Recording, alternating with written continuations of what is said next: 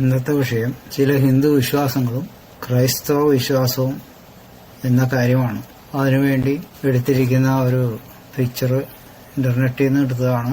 അതിൽ ഇന്ത്യയിലെ ഹിന്ദു മതത്തിന്റെ പ്രസന്റ് ചെയ്യുന്ന ഒരു പിക്ചറാണ് ഈ കാണിച്ചിരിക്കുന്നത്. ബ്രാഹ്മണർ, ക്ഷത്രിയർ, വൈശ്യർ, ശൂദ്രർ, പിന്നെ ഇതിലൊന്നിലും പെടാത്തതാണ് ദളിതർ. അത് ഇതിൽ പെടുന്നില്ല. ബ്രാഹ്മൺ എന്ന് പറഞ്ഞാൽ നമുക്കറിയാം, അമ്പലത്തില് പൂജാരിമാരായിട്ട് വർക്ക് ചെയ്യുന്നതായിട്ടുള്ള പുരോഹിതന്മാരെയാണ് ബ്രാഹ്മണർ എന്ന് പറയുന്നത്. അടുത്തത് ക്ഷത്രിയരാണ്, യുദ്ധം ചെയ്യുന്നവർ. അവരുടെ കൂട്ടത്തിൽ അഡ്മിനിസ്ട്രേറ്റേഴ്സൊക്കെ വരുന്നുണ്ട്. പിന്നെ വൈശ്യർ, അതായത് ആർട്ടിസാൻസ്, ട്രേഡ്സ്മാൻ, ഫാർമേഴ്സ്, മെർച്ചന്റ്സ്. അവര് ഓഫീസർമാരായിട്ട് വർക്ക് ചെയ്യുന്നവരായിട്ടാണ് പറയുന്നത്. പക്ഷേ ഈ ട്രേഡ്സ്മാൻ എന്ന് പറയുന്നത് വർക്കേഴ്സ് തന്നെയാണ്. പിന്നെ എന്താണ് ഇങ്ങനെ ഇതിൽ ഇട്ടേക്കണേന്ന് നമുക്കറിയില്ല. പിന്നെ ശൂദ്രർ എന്ന് പറഞ്ഞാൽ മാനുവൽ ലേബേഴ്സ്, ചാക്ക് ചുമക്കല് അങ്ങനെയൊക്കെ ചെയ്യുന്ന ആൾക്കാരാണ് ഈ ലേബറേഴ്സായിട്ട് പറയുന്നത്. പിന്നെ ദളിതരെന്ന് ഇവരുടെ കൂട്ടത്തിലില്ല. അവർ മനുഷ്യരായിട്ട് ഇവർ കണക്കാക്കിയില്ല. അവർ അൺടച്ചബിൾസ് എന്ന് പറയുന്നത്. സ്ട്രീറ്റ് ക്ലീനേഴ്സൊക്കെ അവരിൽ പെടും. പിന്നെ എക്സ്പ്ലനേഷൻ ഇത് വായിക്കാം. മേൽ കാണിച്ചിരിക്കുന്ന ചിത്രപ്രകാരം ബ്രാഹ്മണർ മുതൽ ശൂദ്രർ വരെ ഉള്ളവർ മാത്രമേ ഹിന്ദുക്കളുടെ കണക്കിലുള്ളൂ. ദളിതർ ഇവരുടെ കണക്കിലില്ല. ദളിതർക്ക് ഇവരുടെ ക്ഷേത്രങ്ങളിൽ പ്രവേശനമില്ല. അങ്ങനത്തെ ഒരു മതമാണിത്. പിന്നെ ഇവരുടെ ഇടയിൽ കുറച്ചു കാലങ്ങൾക്ക് മുമ്പ് ജീവിച്ചിരുന്ന 2 ഗുരുക്കന്മാരുണ്ടായിരുന്നു. അവർക്ക് രണ്ടുപേർക്കും 2 തിയറിയാണ്. അതെന്താണെന്ന് വെച്ച് കഴിഞ്ഞാൽ, ജന്മം കൊണ്ട് അല്ലെങ്കിൽ കർമ്മം കൊണ്ട് മനുഷ്യൻ വിശുദ്ധനാകും എന്നുള്ള ഒരു തർക്ക വിഷയമാണ്. അതിലാദ്യത്തെ വിഭാഗം എന്ന് പറയുന്നത് ജന്മം കൊണ്ടാണ് ഒരു മനുഷ്യൻ നന്നാവുന്നത് എന്നാണ് പറയുന്നത്. കേരളത്തിൽ ചട്ടമ്പി സ്വാമികൾ എന്ന പേരുള്ള ഒരു നായർ വിഭാഗത്തിൽപ്പെട്ട സന്യാസി ഉണ്ടായിരുന്നു. ഇയാളുടെ തത്വപ്രകാരം മേൽജാതിയിൽപ്പെട്ട നമ്പൂതിരി, ബ്രാഹ്മണർ, നായർ തുടങ്ങിയവർക്ക് മാത്രമേ ശുദ്ധിയുള്ളൂ.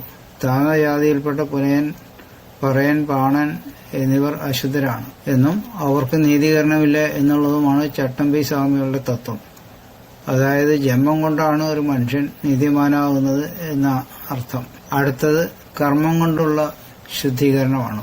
അതിന്റെ ആചാര്യൻ എന്ന് പറയുന്നത് ശ്രീനാരായണ ഗുരു എന്ന് പറയുന്ന ഈ ചട്ടമ്പി സ്വാമികളുടെ കാലത്ത് തന്നെ ജീവിച്ച ആളാണ്. അയാളുടെ തിയറി പ്രകാരം കർമ്മം കൊണ്ടാണ് മനുഷ്യൻ നീതിയിരിക്കപ്പെടുന്നത്, ജന്മം കൊണ്ടല്ല എന്നുള്ളതാണ്.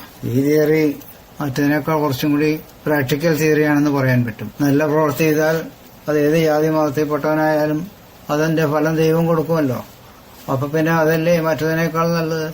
ജന്മം കൊണ്ട് നായർ നമ്പൂരിയായിട്ടൊക്കെ ജനിച്ചു കഴിഞ്ഞാൽ അവരാണ് സ്വർഗത്തിന്റെ അവകാശികളെന്ന് പറയുന്ന തിയറി ഒരിക്കലും ശരിയാവില്ല. എന്നാൽ ക്രൈസ്തവ വിശ്വാസപ്രകാരം ജന്മം കൊണ്ടും കർമ്മം കൊണ്ടും മനുഷ്യൻ നീതീകരിക്കപ്പെടുകയില്ല. യേശുക്രിസ്തുവിലുള്ള വിശ്വാസമാണ് ക്രൈസ്തവ വിശുദ്ധിയുടെ ആധാരം. ഈ വിശ്വാസത്തിലൂടെ മാത്രമേ സ്വർഗപ്രാപ്തി സാധ്യമാവുകയുള്ളൂ. വിശ്വാസത്തിൽ കൂടിയാണ് ലോകത്തിൽ എന്തെങ്കിലും ഒരു കാര്യം നടക്കുകയുള്ളൂ. നമ്മളൊരു കാര്യം നടക്കുമെന്ന് വിചാരിച്ചാൽ അത് നടക്കും. നടക്കില്ല എന്ന് വിചാരിച്ചാൽ ഒരിക്കലും നടക്കാനും പോകുന്നില്ല. അതാണ് വിശ്വാസം എന്ന് പറയുന്നത്. യേശുക്രിസ്തു പറഞ്ഞേക്കുന്നത്, നിങ്ങൾ വിശ്വാസത്തോടെ ഒരു മലയോട് പറയണത് നീ കടലിൽ പോയി കിടക്ക് എന്ന് പറഞ്ഞാൽ അതങ്ങനെ സംഭവിക്കുമെന്നാണ് യേശുക്രിസ്തു പറഞ്ഞിരിക്കുന്നത്. യേശുക്രിസ്തുവിനത് സാധിക്കും. പക്ഷേ മറ്റുള്ള ഭൂമിയിലുള്ള മനുഷ്യർക്ക് എല്ലാം ആ മാതിരിയുള്ള വിശ്വാസം ഉണ്ടായിക്കൊള്ളുന്നില്ല. അപ്പൊ ആ വിശ്വാസത്തിന്റെ ലെവലനുസരിച്ചാണ് ദൈവത്തിന്റെ പ്രവൃത്തി ഉണ്ടാകുന്നത്. ഏത് കാര്യമായാലും അങ്ങനെ തന്നെയാണ്. പിന്നെ എങ്ങനെയാണ് മനുഷ്യരുടെ പാപങ്ങൾ മായ്ക്കപ്പെട്ട് വിശുദ്ധരാകുന്നത് എന്നതിനെക്കുറിച്ച് ബൈബിളിലെ അപ്പോസ്തല പ്രവൃത്തികൾ 2-ാം അധ്യായത്തിൽ വിവരിച്ചിട്ടുണ്ട്. അതിലെ 38, 41, 42 വാക്യങ്ങളിലാണ് അത് പറഞ്ഞിരിക്കുന്നത്. ഈ വചനങ്ങൾ വിവരിച്ചിട്ടുള്ള 7 അടിസ്ഥാന ഉപദേശങ്ങളെ നിലനിൽക്കണം എന്നാണ് ഈ അധ്യായത്തിൽ എഴുതിയിട്ടുള്ളത്. അവ താഴെ കാണിച്ചിരിക്കുന്ന പ്രകാരമാണ്. അതിലൊന്നാമത്തേത് മാനസാന്തരമാണ്. അതിനെയാണ് രക്ഷിക്കപ്പെടൽ എന്ന് പറയുന്നത്. ഏത് മനുഷ്യരും പാപിയായിട്ടാണ് ജനിക്കുന്നത്. അപ്പൊ ആ പാപത്തിൽ നിന്നുള്ള രക്ഷയ്ക്ക് വേണ്ടിയിട്ട് നമ്മൾ പാപിയാണെന്ന് ദൈവത്തോട് ഏറ്റുപറയുന്ന കാര്യമാണ് ഈ മാനസാന്തരം എന്ന് പറയുന്നത്. നമ്മുടെ തെറ്റുകുറ്റങ്ങളും നമ്മൾ ദൈവത്തോട് ഏറ്റുപറയണം. അപ്പോൾ ദൈവം നമുക്ക് ക്ഷമിച്ചു തരും. അത് കഴിഞ്ഞാൽ ദൈവിക കൽപ്പനയായ സ്നാനമേൽക്കണം. അതാണ് 2ാമത്തെ ഐറ്റം. സ്നാനമേൽക്കുക എന്ന് പറയുന്നത് നമുക്ക് വെറുതെ വെള്ളത്തിൽ പോയി കുളിക്കാൻ പറ്റില്ല.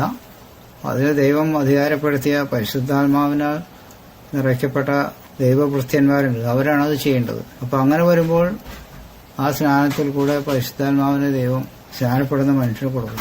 2-3 കാര്യങ്ങൾ ഒരേ സമയം നടക്കുന്നതാണെന്നർത്ഥം. 4ാമത്തെ ഐറ്റം എന്ന് പറയുന്നത് അപ്പോസ്തലന്മാരുടെ ഉപദേശം കേൾക്കലാണ്.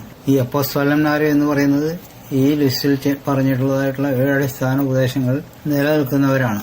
7 അടിസ്ഥാന ഉപദേശങ്ങൾ നിലനിൽക്കുന്ന ആർക്ക് വേണമെങ്കിലും ഉപദേശിക്കാൻ അധികാരമുണ്ട്. ഒരു കാര്യങ്ങൾ പഠിച്ചിട്ടുണ്ടാവണം എന്ന് മാത്രമേ ഉള്ളൂ.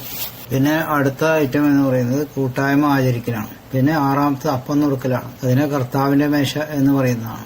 നിങ്ങൾ കൂടി വരുമ്പോഴൊക്കെയും ഈ ശുശ്രൂഷയിൽ പങ്കുകൊള്ളണമെന്ന് അപ്പസ്തോലനായ പൗലോസ് പറഞ്ഞിട്ടുള്ളതാണ്. അതിന്റെ അടിസ്ഥാനത്തിലുള്ള ഒരു സംഗതിയാണ് ഈ അപ്പം നുറുക്കൽ.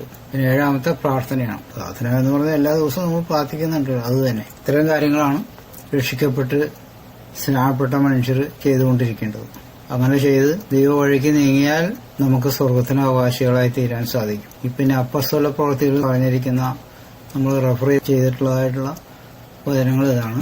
38ാം വാക്യം, പത്രോസ് അവരോട്, നിങ്ങൾ മാനസാന്തരപ്പെട്ട് നിങ്ങളുടെ പാപങ്ങളുടെ മോചനത്തിനായി ഓരോരുത്തൻ യേശുക്രിസ്തുവിന്റെ നാമത്തിൽ സ്നാനമേൽപ്പിൻ, എന്നാൽ പരിശുദ്ധാത്മാവ് എന്ന ദാനം ലഭിക്കും.